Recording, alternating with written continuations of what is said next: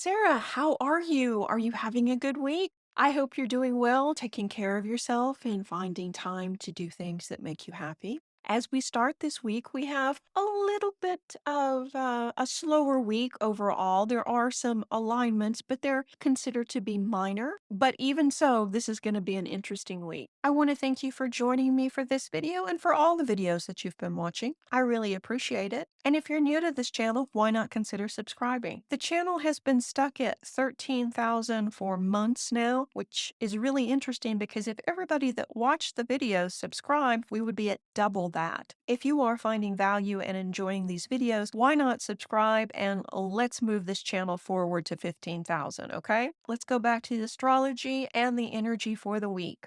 This is, of course, my take on the astrology and the energy. It may or may not resonate with you, and that's okay. If it doesn't resonate with you, no worries. Just pass it on by, and I do hope you find what you're looking for. As we begin the week, don't let your imagination run away with you. Yes, you're special, but so is everyone else.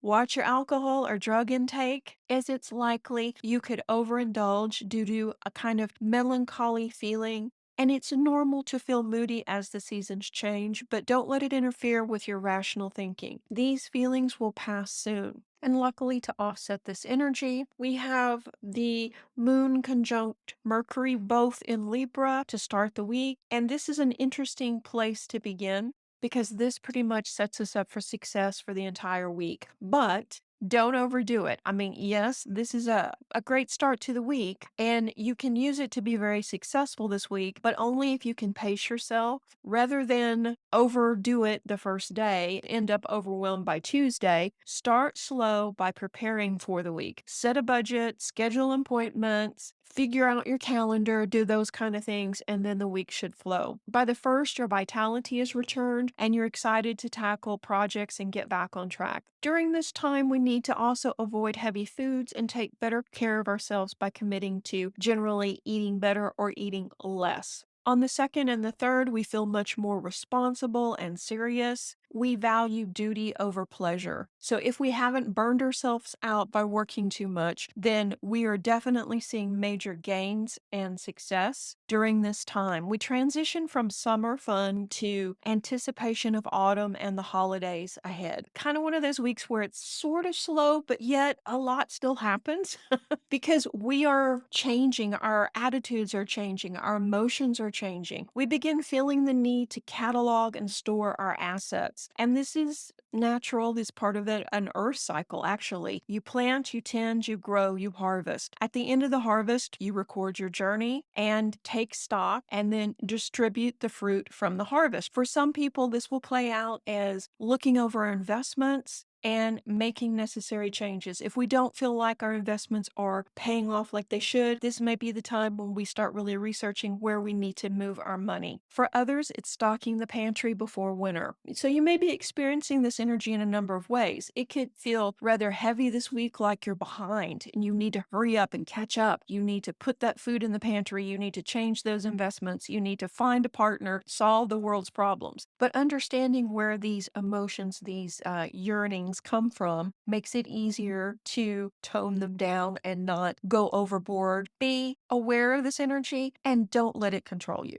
And collectively, we are moving into a more introverted, thoughtful state. We're more compassionate and we're thinking about the future in a very different way. So our energy, while dedicated to work and dedicated to making these changes, is actually very low key compared to some of the weeks in August where we were all about partying and traveling and having fun. This is a great week to spend time with your family and pursue hobbies. You can strengthen connections and make memories without breaking the bank or going into debt. You're likely to come up with great ideas, things that don't cost a lot of money to do with your family, whether that is baking cookies or going and, collecting leaves or going camping, hiking, exploring nature, or movie night with themed food, something like that. Something that's not going to be uber over the top, but yet still going to be fun. So, this is also a good week to plan holiday travel and set the budget for the holidays. You're in a very rational, practical mood from the first on. So, this is, like I say, a good time to think ahead about what is a reasonable amount of money you should spend during the holidays and lock that down before emotions get in the way. The Virgo energy is also great for us connecting to our intuition on a deeper level. We're still in Virgo season. It is making us much more practical overall, but the downside of this energy, of course, is we have a tendency to overanalyze things. Take care of what you can this week and let the rest go.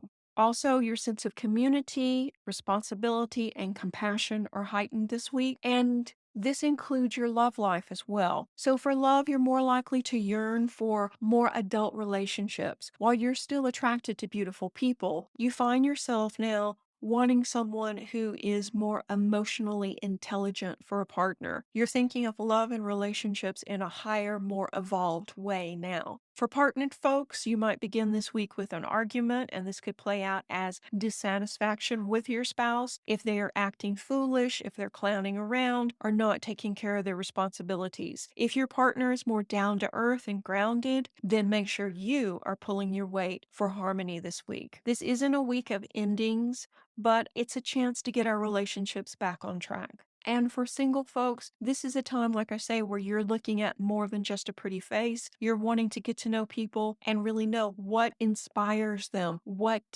their hopes and dreams and aspirations are. And if you don't connect on that level, you're probably going to lose interest. This could be a time when you really go back and edit the people that you're talking to, texting, or seeing casually to see if this is something you want to pursue or something you're ready to kind of shift away from. September the 4th, though, is actually a really good day to get married. On the 1st, and actually all week long, you can expect success at work. If you're unemployed, this is a good week to send off resumes and set for interviews. Travel is favored this week. It's safe to do so, provided you are reasonable about the amount of money you spend and you take the necessary precautions. In other words, be aware of your surroundings. Don't overspend. Don't do anything that will put yourself in a compromised situation, which is pretty much good advice anytime. This is also a good time to apply to educational institutions. Overall, this is going to be a good week for love. This is also a good time for Leo, Sagittarius, Scorpio, Taurus, and Gemini to meet a new romantic partner. Signs that can expect a positive surprise this week: Taurus, Cancer, Virgo, Libra, Capricorn, and Pisces. And who will be the most creative this week? Why, Taurus, Cancer, Virgo, Libra, Capricorn, Aquarius, and Pisces. The rest of us will have an okay week. Like I say,